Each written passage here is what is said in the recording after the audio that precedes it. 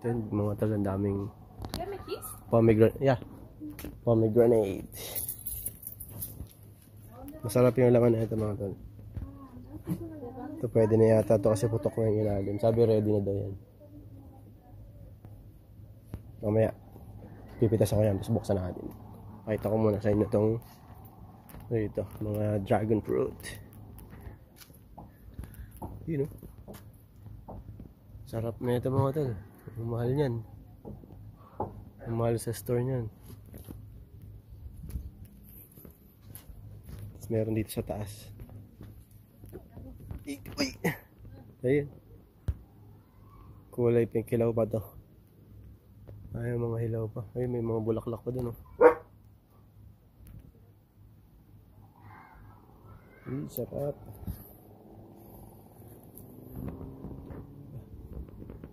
Hindi pala yung nasa loob. Daming bunga. Ayun pa sa dulo. Tapos ito, avocado yata ito. Kasi may lemon doon. Lemon to, cherry to eh. Tapos may grapes dito. Kaya lang wala ng bunga kasi hindi na panahon ng ano. Tapos na yung panahon ng grapes. Ito grapes yan. Kulay green na grapes. Ngayon ko baka may konti pang bunga. Wala na. Hinarvest na nila yung bunga. Saan natin dito? Ito sa mahiwagang hardin. Wala nang bunga. Na-harvest na.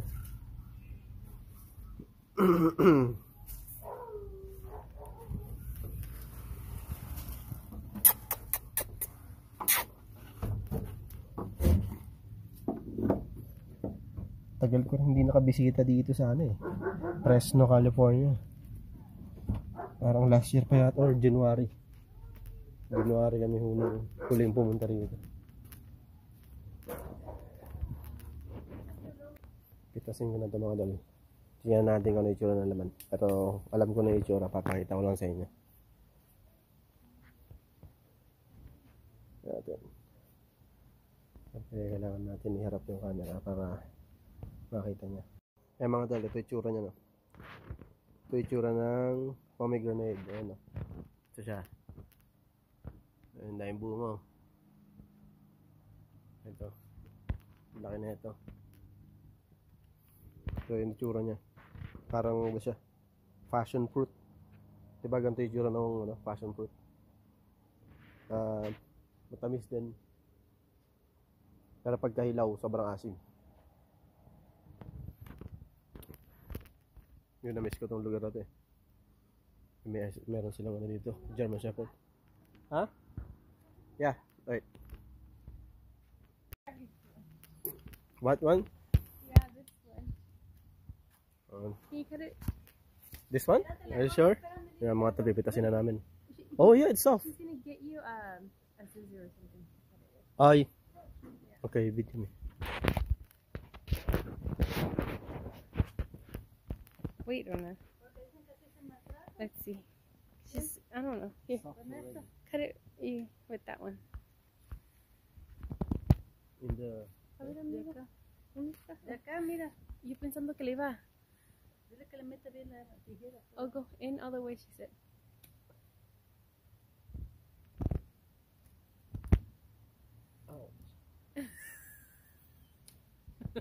You know. You see? You see, Rona, you're so close. Okay. Dragon fruit. A ver. Pose next year. Our first dragon fruit from the tree this year. Yes, for the first time, nakapitas kami ng dragon fruit. For the first time in my life. There's more. Hmm? Yeah. But it's not ready. ¿En serio? Yo nunca la pelo. Yo me la corto a la mitad y la agarro con una cuchara y la hago como así, a la mitad. Yeah, como la quieras. Is it violet inside or white? White. Oh, the white one. Oh, That looks good. Yeah, last time it was pink. Yeah. And then nomás agarras una spoon con una cuchara. Córtala en pedazos. ¿No ves que si come él se va a dar diarrea? Ya comete tú ese. Okay. No, que le voy a él porque si no. mga tol, matamis. Kaya lang, ang katapat na ito, ano,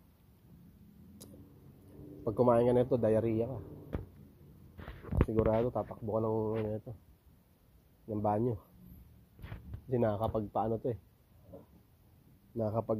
Nakakapagkabagabag. Pinatawag dun eh. Nakakapagkabagabag kapag kumain ka ng dragon fruit. Right? Ayos. Uy, may bayabas ka ata dun eh. May prutas dito eh. Pomegranate, lemon, may avocado, may papaya, may dragon fruit, ano pa ba? May grapes doon. Ayun, dito sa Fresno, California. Daming prutas. Ito eh. Farm area to. Yung mga tol, oh. Nilagay ko na sa bowl. Tapos ilagay ko ng asin syempre. Para mas masarap ang kain. Habang nandito tayo sa labas, mag-chill lang. Kain muna tayo ng pomegranate. Sariwang-sariwa yan from the backyard. Sarap po.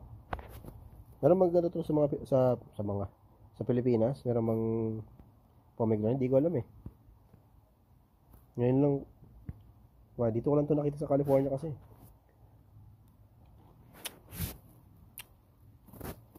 Sarap, ang tamis.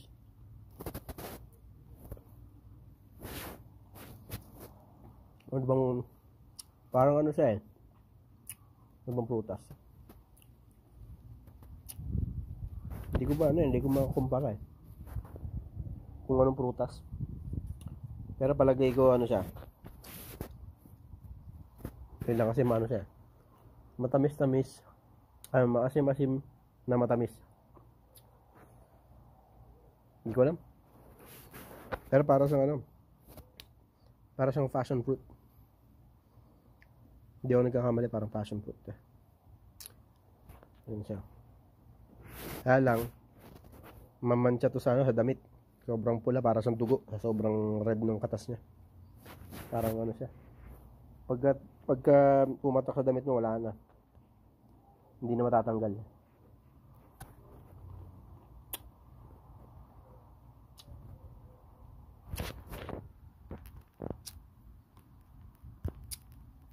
Kami nga pala yung flag ng Mexico. Yung nga hindi nakakalam. Flag ng Mexico yan. Sa mga hindi nakakalam din eh, ang aking asawa ay Mexican. At andito kami sa kanyang nanay, sa bahay ng nanay niya. Dito sa Fresno, California. Bumisita muna kami kasi na-miss niya na yung nanay niya. Saka pagagawa niya yung gulo ng kotse niya. Ay, yung brake. Nasira ko pa nga yung brake eh. Pagkatanggal ko ng gulo, naputol yung tornilyo. Kaya bibili kami ng tornilyo doon eh. Imbis na brake lang yung gagawin eh, nadagdagan pa ng gagawin yung tornilyo. Buti nabibili yung tornilyo, akala ko built-in yan. Kung built-in yan, wala na. Papalitan na yung buong gulong. Pati yung rotor. Buti nabibili lang pala yung tornilyo. Well, anyway guys, ayan, hanggang makapagsalita, dahil laman ng bibig ko. Kita kasi next time. So alam ko naintindihan niyo ako, pero yun, hanggang sa susunod.